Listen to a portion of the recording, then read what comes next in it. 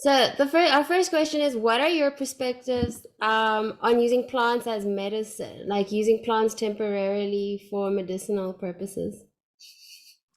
Yeah, I mean, anything can be used, medicinally temporarily. That's fine. We've been doing that for thousands of years, and so that's okay. And just like any medicine, you don't take medicine on a daily basis. So that's the thing. It's like, well, but garlic is good as an antibiotic. It's like, great. Do you have a bacterial illness? Like, no. Okay, well then don't eat garlic, right? So you wouldn't take antibiotics if you didn't have a bacterial infection, right? Yeah. And so that's how I think about it as well. So a medicine is just a poison that confers more benefit than harm in a certain situation, right? But outside of that situation, it's just causing harm. Okay. So, if you're out in the woods and you have a problem and you know which herbs will help with that problem, sure. When you're outside of that scenario and you don't have a problem, obviously you shouldn't be touching them.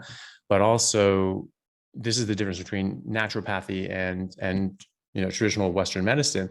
And like naturopaths would say, well, you should have the plant like foxglove that contains digoxin because maybe there's other things in that plant that are helping with that, but they can't tell you what they are. And they also can't tell you what dosages it will take, 3 ounces or 2 grams of leaf. Okay. But how was it grown? What soil, what conditions? Was it dry? Does it need to be fresh?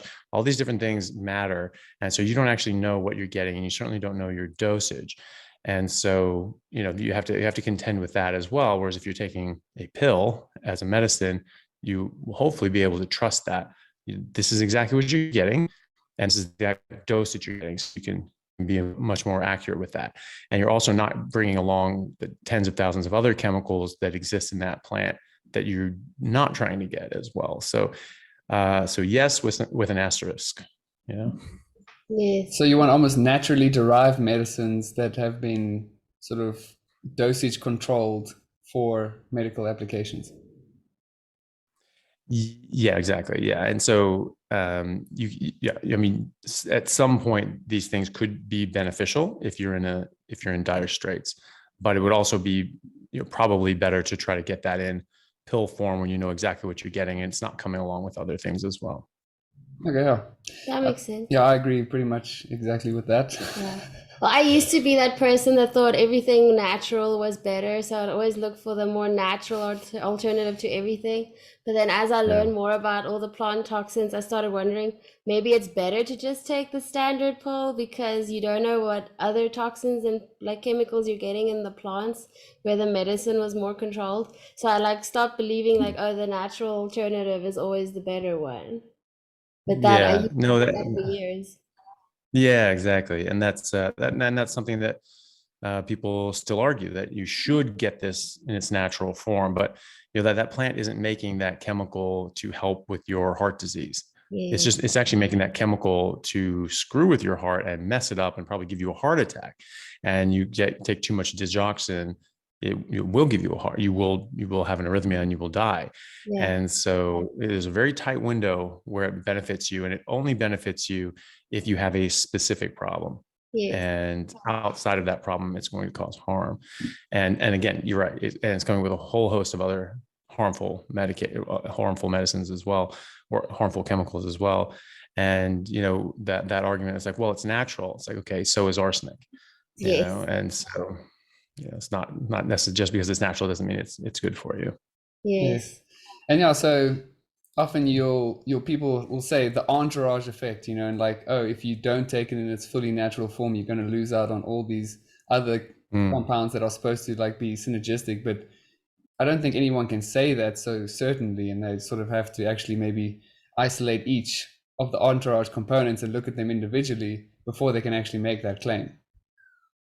Yeah, well, and that's exactly right. And I spoke to someone who was a naturopath and just sort of pointed that out, and they said, well, like, well, it's probably better to get to do that and to get it in its natural form, because there might be other compounds that actually work synergistically to bring it to better efficacy. And I said, okay, well then be a scientist and isolate them and see what they are and see what dosages they work better in combination with digoxin digitalis.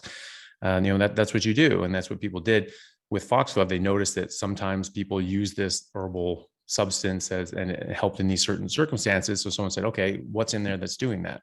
Mm. And they went out of the tens of thousands of chemicals in there, they isolated out that one. They found the thing that was helping, and maybe there are more. Okay, find those two. There are ways of doing this. We've been doing this for 100+ years. Yeah. Yeah, agreed. Well, And I also think that some plants might make a compound that just coincidentally interacts with us in a specific way, like with THC in cannabis, where the plant's using it as like a sunblock, and it just happens to interact with our endocannabinoid system.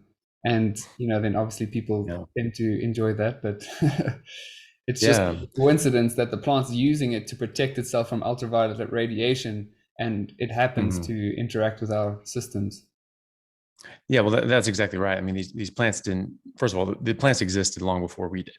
And so, they didn't, and we're not in the Garden of Eden. God didn't put these plants down here so that we could live in the bounty of his making. They were here before us. They're probably going to be here after we're gone, and they develop these chemicals for completely different reasons. And you're right; it's a coincidence that they work with us. Think of caffeine. Caffeine was developed long before humans existed, and it's developed as an insecticide, to kill insects that are trying to eat it, and certain ones that aren't resistant to it. And we're far enough away from insects that it's not quite working the same way on us, or maybe it's in a similar way, but because we're a lot bigger, it's not having that same effect. So it's having a different effect, and it's lighting up our energy levels a bit. And so we like that effect. We also like the effect of opium and opiates, and that helps in certain ways. But I'm fairly sure that the poppy plant didn't make this just to make us feel good. That's not why that plant exists. Plant exists because it exists, and it's doing this for some other protective measure. Yes.